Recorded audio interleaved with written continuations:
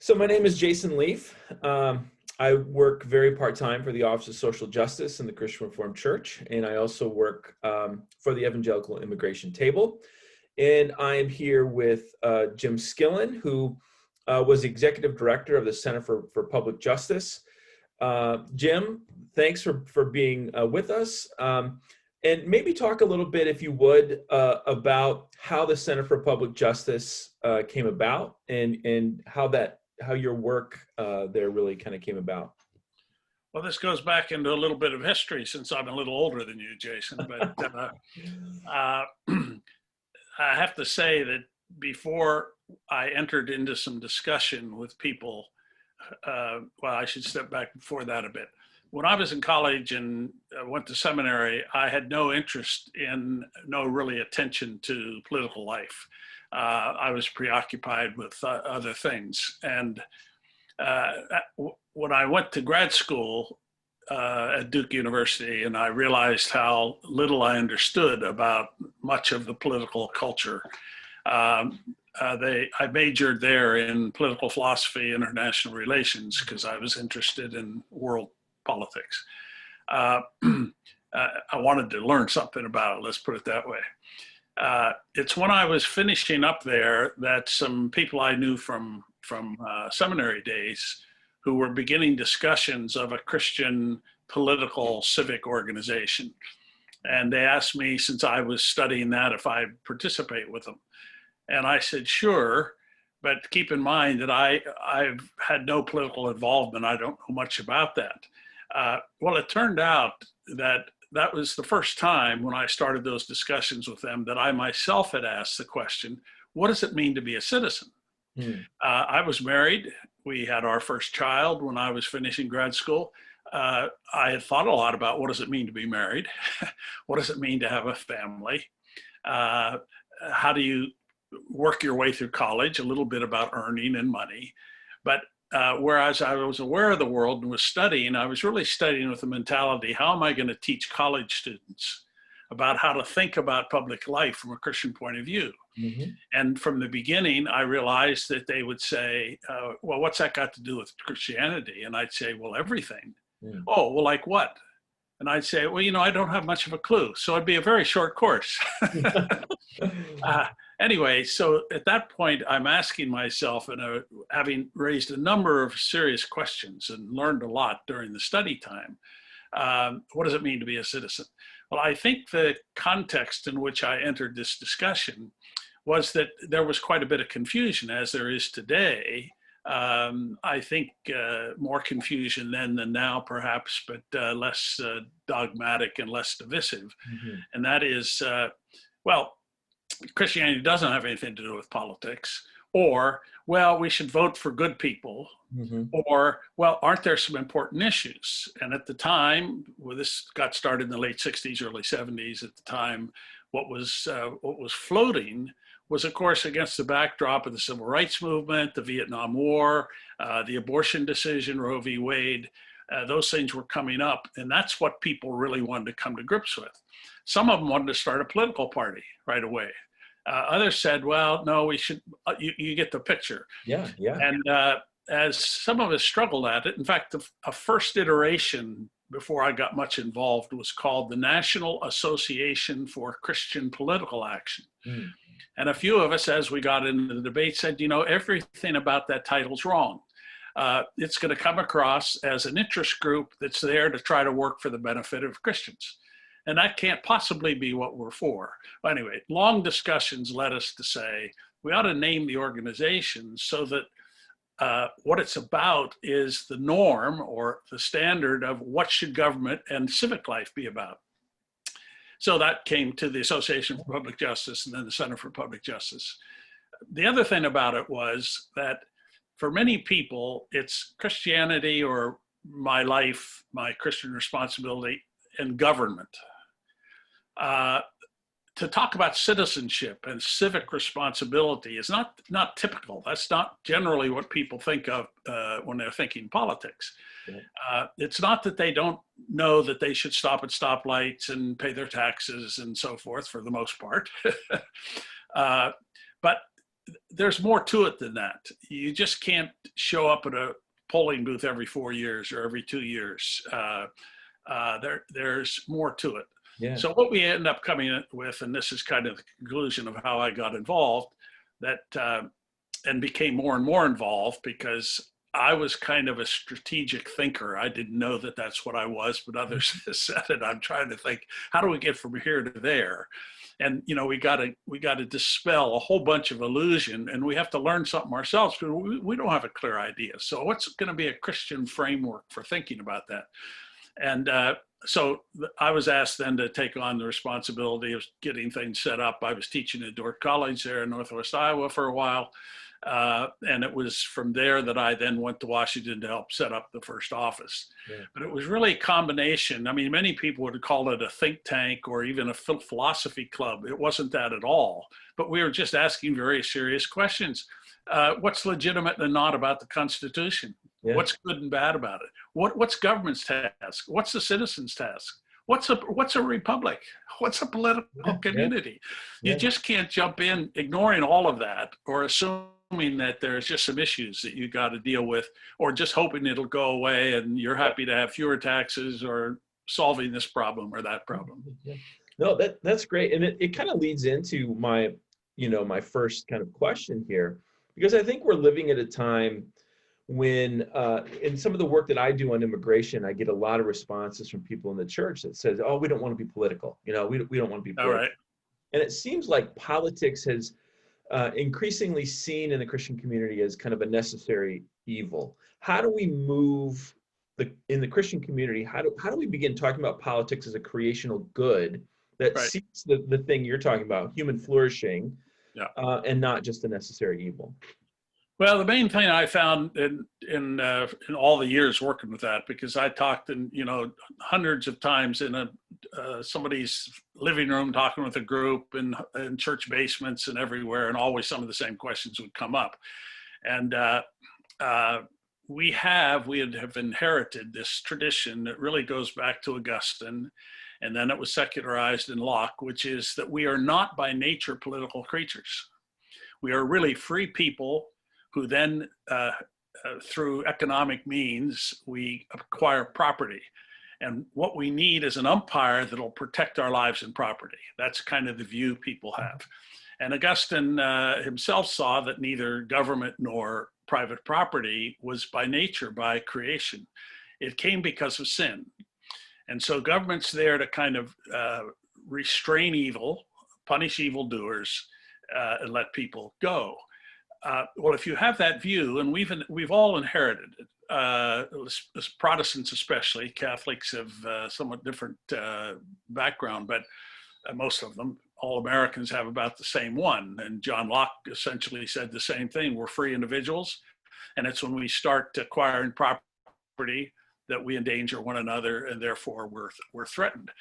And I developed the argument, others have done it too, I'm not unique, to say that's not a right reading of the Bible, to say government was given because of sin.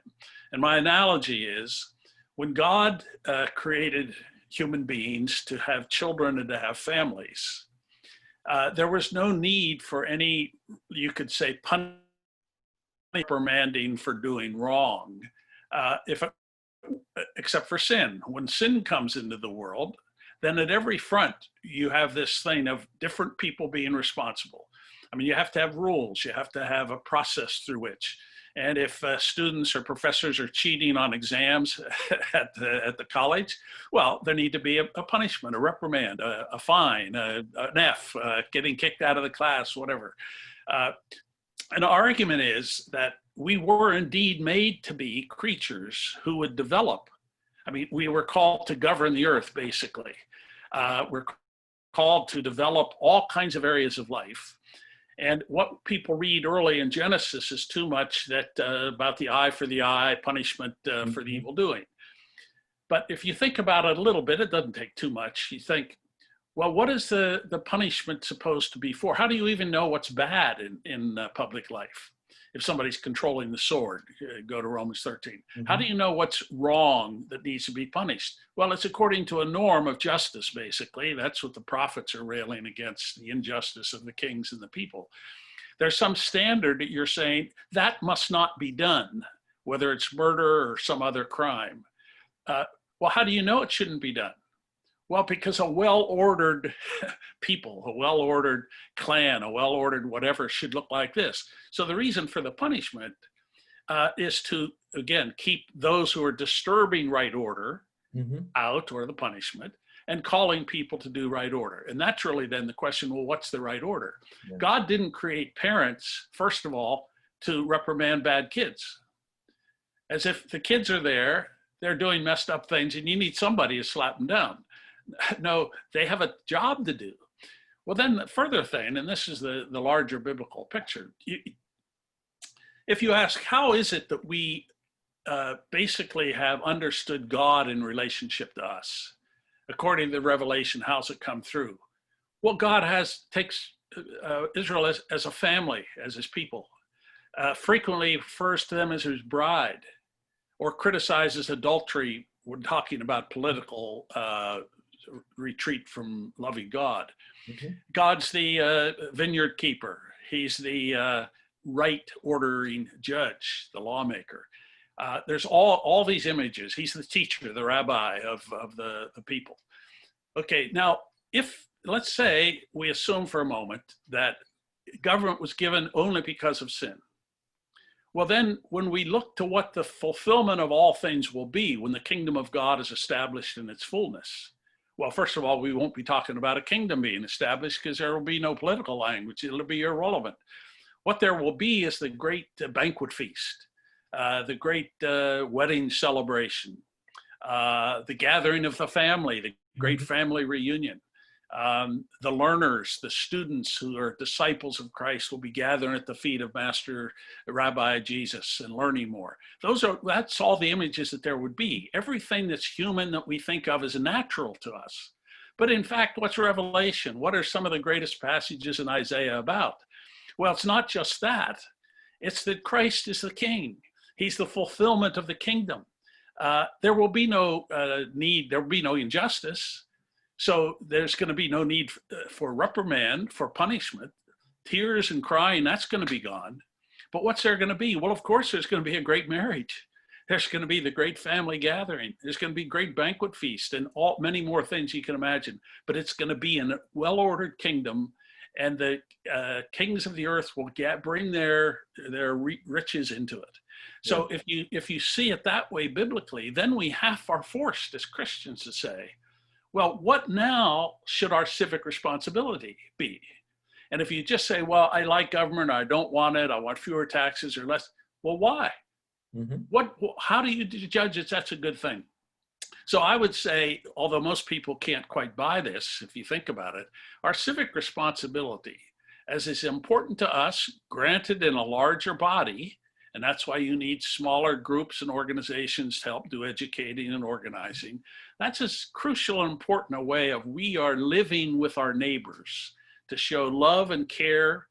Justice is part of that to our neighbors.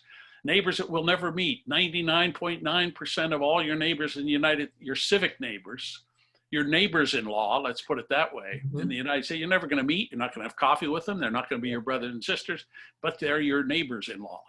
Okay, and if that's the case, our civic responsibility, whether we're encouraging justice or not, is as important as our family lives, as our farming, as our businesses, as our education, as our hospital care. So if we begin to see that's part of our clothing, that's one of the hats we have to wear. Then my conclusion to that is it's therefore illegitimate for us to think when it comes to politics only of what's it going to do for my business? What's it going to do for my bank account? What's it going to do for my family? Those are where you're wearing your family hat, your business hat. Those are legitimate hats to wear. But when we're coming to the political arena, we're wearing our civic cap. We should be asking what is just for the whole community. Well, and that makes a ton of sense. And I think in some ways we can look at how right now in our political situation, we've become so polarized that it seems almost impossible to ask those questions or difficult to ask those questions. So I guess to follow up on that, my question would be, how does the Christian community resist falling into these political ideologies that have so polarized us right now at this political moment? Well, it's different in different places in different countries, but in the United States, and this is what I've done a lot of work on in the last couple decades, what's clear to me, just a couple touchstones here. What emerged early in the American founding was a degree of antipathy to government. That is, the king was the bad guy, and the parliament too was doing us in with taxation without representation.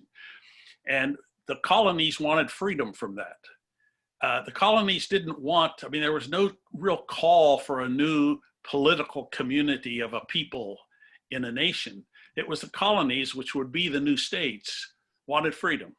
Okay, what they set up was an unusual constitution where the power is put up from below rather than put down from a monarch, let's say. And what they did is they established the republic as a community of states, and the states would be the real polities, the political communities making their own laws. But those states needed two things. They needed and they figured this out in the war, the revolution leading up to it. The states needed a federal government, a government for the states, that would protect, that's the military defense. The second one was to govern, to regulate interstate commerce. That's basically all the federal government was given. I'm not going to go further with that except to say that was the kind of view of government. At the same time, what emerged at the time, and Mark Knoll and other historians show this going back to the way in which Christianity and republicanism was joined, which was very unusual, is we had a view that depends on the covenantal myth of the exodus from England of the Puritans to come and have their colony, and so they come to a new promised land, and they covenant with God and so forth. That never finally worked out fully in New England, but that vision, that idea of a new Israel, of a new people, of a God-chosen nation, saturated the whole republic gradually. And what it gave birth to was an ideal of a nation of freedom, a nation of what we want. And so what's happened down through American history is the love of nation and the suspicion, if not distaste for government, went hand in hand. And it's a very odd combo because most people think of them as one and the same. Or if you're going to talk about politics, you're talking about government, or you're talking about America and what's it going to do, who saves America. All that's background to say that I'm now convinced that the ideal of America as a new Israel, that was the language around the time, preachers preaching this. This wasn't me just putting words in it. The new nation, there were different words to it, a new people, a chosen people, etc. That language, which now only shows up once in a while. Reagan brought up the idea of a city on a hill. That's one of the symbols of it. The idea of making America great again is part of a saving the nation. One of Reagan's key lines, key themes for his election was, I'm going to get government off your backs, meaning getting government off your backs, which will save the nation, because what the Democrats have been doing with government isn't any good.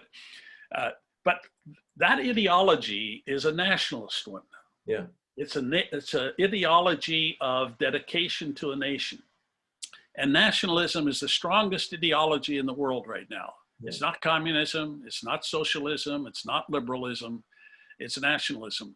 And that takes different forms. But in the United States, that civic religious nationalism, and I call it religious, because the idea of God choosing America is very deep in the bones, especially of evangelicals, but it was throughout the 19th century in the bones of what today we would call liberal Protestants. This is a chosen nation. And then when I'm asking myself, and now I'm getting to the evangelical, the world in which I grew up, and it touches most of us in Christian colleges, what emerged gradually is, for evangelicals, Jesus Christ, Christianity, the message of the gospel, is the saving of souls for eternity. Yeah. Jesus is the savior of souls or of individuals for their future. Okay, well, how do you make sense of life in this world? Well, you just do it the way everybody else does. Yeah. Be good, be honest, be thrifty. But I mean, you're just working. And what you're doing in this world, well, then what holds it together? Yeah.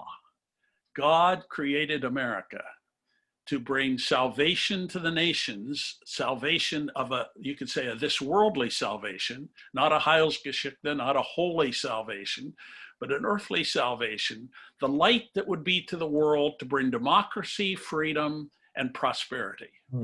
Okay, now that can ring many bells. It can pick up the bell of scientific progress, trusting science. It can bring up making more money, keeping America rich. It brings up power. Yeah. America should be number one in the world. Now, my thesis is that for Christians, for most of America's history, and today, especially evangelicals, see that the relation of Christianity to America goes hand in glove. And I would say it can't go hand in glove if what you mean is Christianity as the story of God's work in the world and all that he does with his creation. And over here, it's not through Jesus, it's through America. Yeah. That's basically, you hear all the talk about God, God bless America. That's America's God they're talking about. That's a choice of, that's not the God of Abraham, Isaac, and Jacob. That's not the God of Jesus Christ. So there's a dualism there, and I would say they're competing religions. Yeah. It's like Israel having worshiped God, but they had these private gods they had in their tents. It's a dualism, and I'm very frank about it because I think it's quite evidently there. But for many evangelicals, that's anathema. Yeah. But if you listen to these preachers and other evangelical leaders, the Jerry Falwell Jr., the Franklin Graham, and others from different circles. What they're all doing to make it possible to say Trump is God's chosen person for our time. This is God choosing a president for America. It has nothing to do with Jesus Christ. Yeah. God choosing the president for this time, because what he's choosing is not a good guy. He's choosing somebody that can smack down bad guys and save America, because the ultimate thing is to save America so it can save the world. Yeah. Well, that's not the ultimate thing of the Bible. Right. That's not the ultimate thing Christians should be doing. Yeah. Well, and that makes sense of so for, I think, a lot of Christians, the question of how can evangelicals support this or that or the other thing, to put it in the terms of that dualism of recognizing there's a difference between talking about salvation in Jesus Christ and then what God is doing with America, that begins to help make sense of why certain evangelicals might be able to make that argument about why they can support this on the one hand and yet believe this on the other. Well, I think so. And because part of what it does is for them, the Christianity, because many of these preachers are basically saying the Bible supports, or the Bible gives grounds for this. Well, if it does, then that must mean that the whole Christian framework I've been raised in or I'm listening to justifies what I'm doing. Yeah. Well, it doesn't justify it, but what they bring in then, and this Wayne Grudem, a theologian, pastor who's written books on ethics and politics, he's had some recent essays. Basically what he does is he makes that very argument. Yeah. But his political stuff that he says is clearly biblical are just the conservative side of the liberal movement. It's free markets, it's this. You don't get that in the Bible. Yeah. You can't get a modern political doctrine out of the Bible. but then it's justified by this person doesn't then have to be owning up to the criteria of somebody else. Yeah. And my argument would be, look, a person who's going to be the governor doesn't own up to the criteria of being a qualified professor, doesn't own up to the criteria of being an outstanding businessman, doesn't own up to the criteria. That's not the nature of the job. Right. But then you have to ask, what's the nature of the job? The nature of a parent, the nature of a professor, the nature of a business person is not to try to organize justice for the world. If they should do justice in their own realms, parents have to do justice to their kids, but the reason for the family doesn't exist to see that it's a just community. It's to be a loving community. But government, that's exactly what it's called to do. Yeah, You're not there to manufacture widgets. You're not there to raise kids. You're not there to teach everybody. It's not a totalitarian community. It's a very specific community that's there to see that justice reigns among them all. Yeah. But that means then, and this is where it's so discouraging to be teaching political science and working at the Center for Public Justice, which has a very small support base because it doesn't appeal to most Christian Americans. Yeah. You're calling for a new way of thinking. Yeah. But everyone almost in that circle who hears me now said, well, there he is going off the slippery socialist or liberal. Yeah. Right. That's the only criteria they have. Liberal capitalism, socialism. Freedom, domination of government. Yeah. Religious freedom, or as some on the right are now, the stealing of your faith, the disallowing. Yeah. It's just not the criteria we've got to use as Christians. No.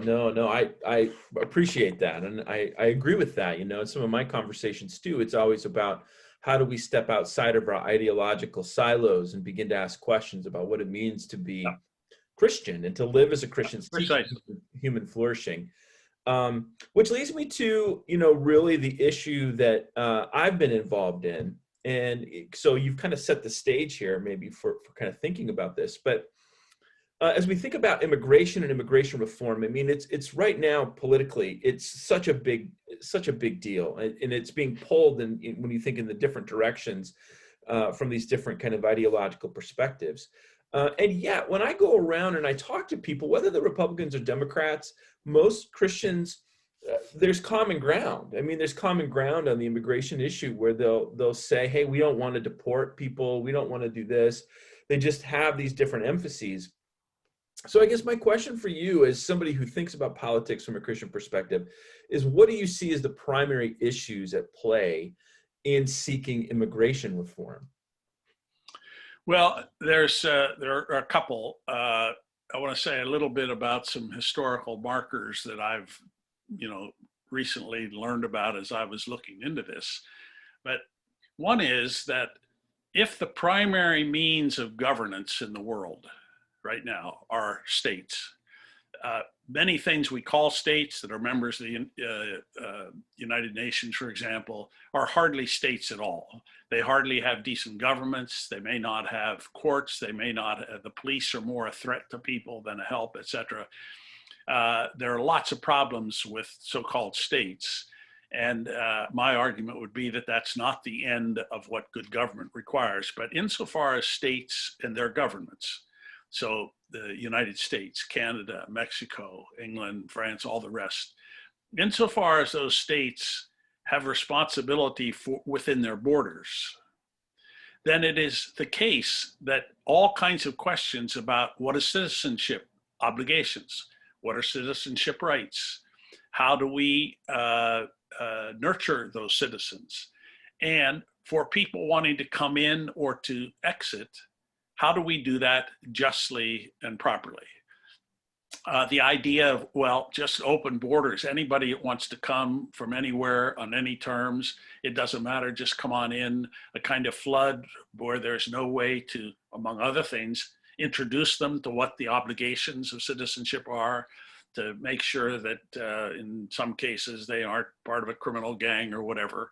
That's a perfectly legitimate thing. And I think the foundation, if people ask enough about it, is how do you have just citizenship?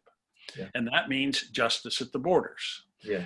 But it so happens that the divide over that has come with a great deal of historical background. For one, it seems quite evident to me, if you look at all of the crises in countries from which many immigrants are coming, some of them threatened by death, starvation, whatever, and how it is that they're flooding, especially into Europe, far more than anything that we've experienced. Well, it's going to have to be international. You're going to have some international agreements. And that's what's extremely difficult. Even the international agreements that we have had with Mexico and Guatemala and some other Latin states, those are, well, they're often abridged. They're often not paid attention to. But there are some international laws that we've signed on to them. One of them is asylum. I mean, you know, there's a point at which any government, again, if they'll obey it, if they can, must at least give attention to, consider whether someone's quest for asylum is a legitimate one and not a fake one. Well, that means you've got to have the framework for doing that. So I would say the thing that's mostly missing is the recognition that the United States is not some sovereign that has no responsibility for anything outside its border, and it's simply going to decide who gets in and who doesn't. Yeah. We're going to have to think internationally and come up with better international regimens, and right now that's an almost impossible thing to be achieving. But the second side of it is that there's a whole history in the United States, and I hadn't realized how far this went back when you think of in terms of immigration. First of all, for, well, almost till the 1880s, and there's some qualifications to that, there really was no immigration law. I mean, it was a very limited thing, and anybody who wanted to come came, and they came in. Well, first of all, there was plenty of room. The Westward O had hardly begun in the early stages, and almost all of them were Northern Europeans. Yeah. So which is what was here. So land of immigrants, be happy with it. But at the time that the Statue of Liberty was being set up, with the whole "I bring me you're weary and you're tired" and so forth, the very time that was being set up was when the Congress is passing some of the most restrictive laws of how to decide who gets in and who doesn't. Yeah. And that's against the backdrop that it wasn't really until I think it was the 1850s, maybe it started with 1850s to 80s, is when so many Chinese workers were coming in to build railroads. And that was the beginning of the anti-immigrant movements, anti-Chinese, the first laws. And then thereafter, what came were these different stages at which, and then I think the southern border came important in the early part of the 20th century and then on. But most of the really serious, well, there was an important law passed in the 1920s.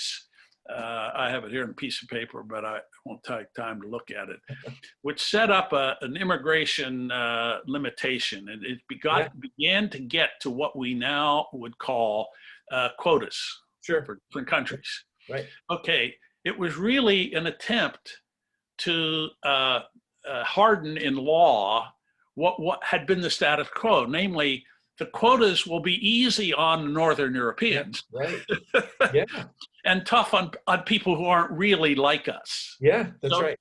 Now, and that's who like us fits right in with the American civil religion that I'm talking about. That's right. That's right. Civil religion of what I would call the rights, the older white Anglo-Saxon Protestant kind of WASP civil religion ideology. Yeah, is that God gave this country, see, to the Puritan types that came from Northern Europe. Right. Slavery, well, that doesn't enter our picture because they're just here to do the work so we can be the proud nation we are. And then other people that come in, Chinese, well, good, we like their labor, but man, they stink or they might bring disease. That idea of the threat of disease bringing is very, very old. Right. All these things that you hear today, some of them are as old as the hills. Yes. But then I think the real crisis of started, 20, 30 years ago was business particularly agriculture, and then as it grew, the meatpacking companies, they needed these workers. They would bring in these farm hands from Latin America to work in the vegetable farms and out in the West. And they wanted them they'd give contracts to them. Well, the more they grew, the more citizens say, we don't want them. And then more of them that were not, were illegal immigrants, meaning they weren't here to stay. Most of them came and went back. Okay, they're coming now, they're staying. People become aware we're being swamped by these people who aren't real Americans, not really like us. And so that was where they blocked the border, you know, and so and furthermore, the farm people who were hiring these were themselves not trying to pay attention to immigration law. They wanted the workers. Workers, yeah. Where the prosecutors, where the guards of these people worked at, was finding out if they have citizenship and deporting them. It was not to tell the businesses, you can't hire these people. If you can't hire them, then they're not going to come. You put the pressure on all the different pressure points. Right. That wasn't done. So it grew, and then therefore it became, and that got during this time of ideological hardening, the left and the right. The right said, we don't want them to come anymore. You got to seal the border. And then we'll talk about what to do about all the illegal immigrants that are been here for, 11, 12, 13 million of them, especially the children. We'll talk about that later. Yeah. And of course, many in the Democratic side said, well, no, we got to handle this right now. I mean, this is before us. And then, of course, we need to do both at the same time.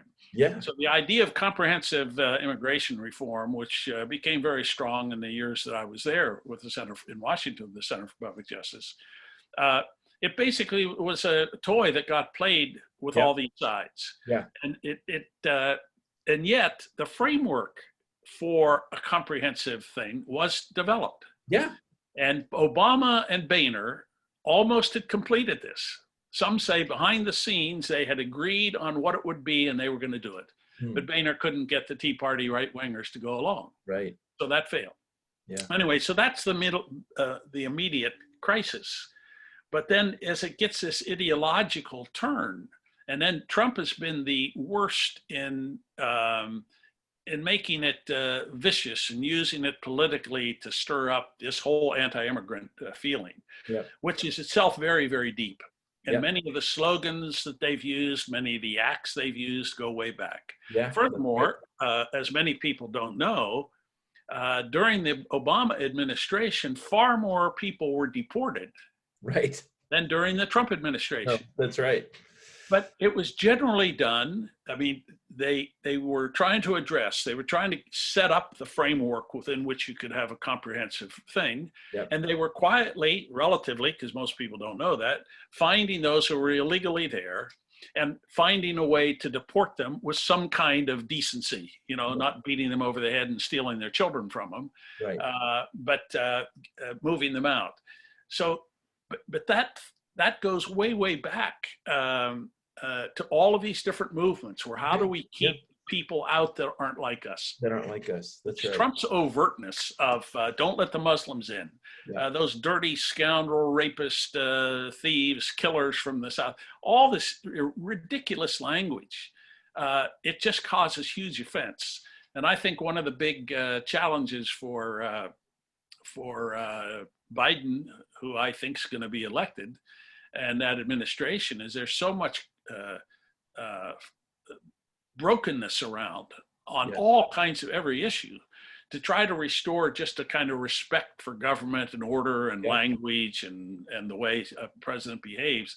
That's going to be enough. But what's going to have to happen on this is some kind of comprehensive form where you figure out, especially these children, the DACA kids, how they stay here, how they get this road to citizenship, and that's a piece of it. But at the same time, do these other things. You don't need to build walls.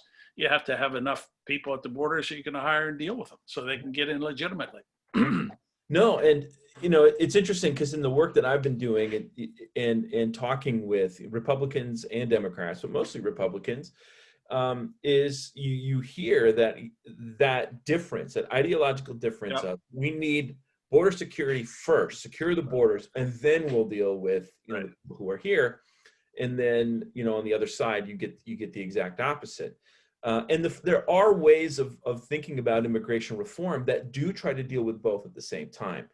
And the political football issue. The DACA recipients that I know are frustrated because, when the Supreme Court was taking up the DACA issue, everybody's attention was on DACA. And once the decision was made, now nobody wants to talk about DACA, and they're still left in limbo. Yeah. And so I guess, as a kind of concluding kind of question to all of this, and what laying out all of that history, I think is so helpful in placing the rhetoric and the ideology and things that are going on now within, I think, a context that gives it, helps us understand kind of how deep this goes. But maybe to end with some practical steps, like what do you see for Christian communities, for Christians who want to take politics, justice, and immigration reform seriously? What do you see as just one or two practical steps that Christians can begin taking to seek kind of this comprehensive immigration reform? Well, there are several things that happens at different locations. I would hope that Christians, let's say, who mostly gather when they're gathering for church, would say, some of us, how many of you are interested in this immigration reform question? And find some other neighbors, depending on the size of your town and city and how you know them and what other networks you have. From other churches, it doesn't have to be only churches, but people are going to say, look, I am a Christian and I'd like to figure out how to be a good citizen. Yeah. How do I think about this? Get together and very simply begin to start reading about and discussing and meeting with people who are immigrants. It can be somebody from Eastern Europe, but there better be somebody from Latin America. Yeah. And ask them, say, look, we're here to learn. All of us, almost without exception, have heritage going back to immigrants. But we have, without paying much attention to it, we pretty much rolled over the real natural native Americans. Yeah. And then we treated as not really part of the country, the African-American community that was brought in as slaves. They didn't immigrate by choice, but they're coming. And all along, we have had people that weren't part of the white Anglo-Saxon Protestant world. Right. All along, it's been America. And just as we have to struggle with how do you do justice to people of those different cultures, we have to ask how this should be done. Yeah. Begin reading a little of this history. There are all kinds of books that are out now. I haven't read them, but I've read some good book reviews. There are articles. And nobody has to do deep stuff. I mean, but there are people who like to read history. There are others that are friendly in the family and the community, and they know there's some immigrants. Just start that, because until we get a little acquainted with it, it'd be like you and me sitting down to discuss some nuclear physics problems. Right. I don't know what you know. I know nothing about it. Yeah, me neither. Well, we wouldn't get very far. Right. Or pretty soon you would say, I think we ought to have more bombs. And I'd say, no, I think we ought to have fewer. And that would be our nuclear debate. Yeah. So it has to be understanding, but also that there are organizations, and some of them are coming to the fore, have been coming to the fore, particularly over all of this. Yeah. Some Latino organizations, those that are working, what you're involved with, where some people know.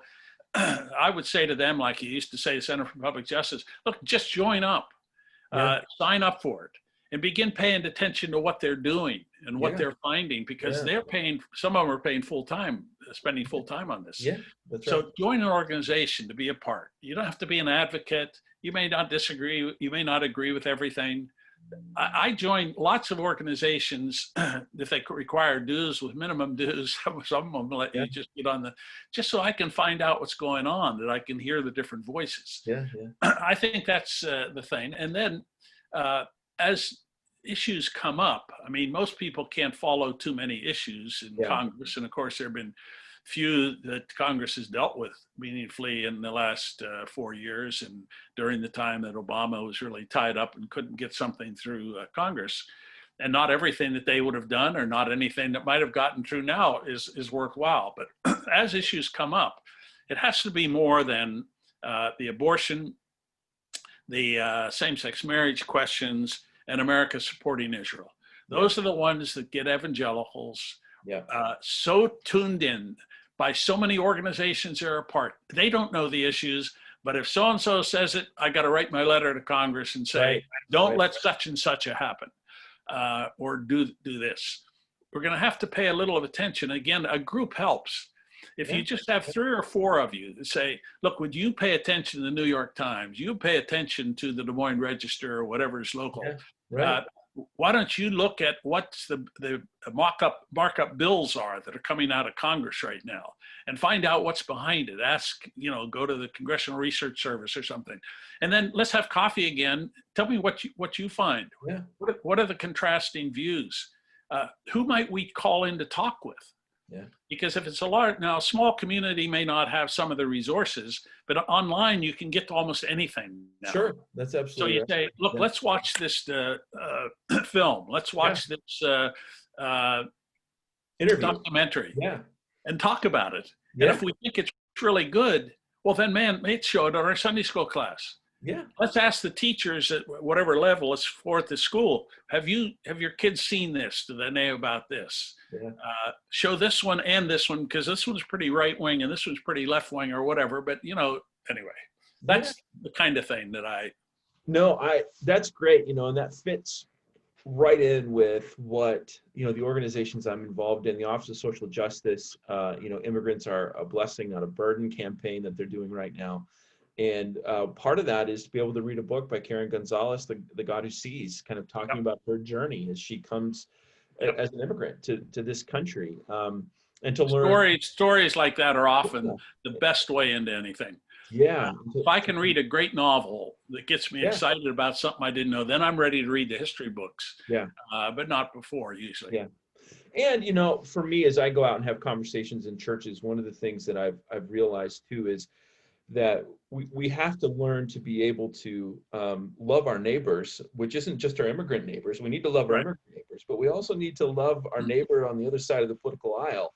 Precisely. And so how do we begin to set aside some of our ideological issues and learn to listen to one another again and in these conversations? Well, Jim, thank you so much for this. This has been really, really wonderful and helpful. It's been good for me to hear that whole history. I think that's fascinating. And the work that you did with the Center for Public Justice. I mean, I think it's important as we think about the Christian community, to recognize that to live in this world seeking human flourishing, and then what does it mean to be a citizen, and how do we recognize that the gospel goes beyond just my own individual personal salvation, but is about the transformation of all creation. So thank you so much for taking the time to do this, and blessings on your continued work. Thank you, and the same with you. God's blessings in your work.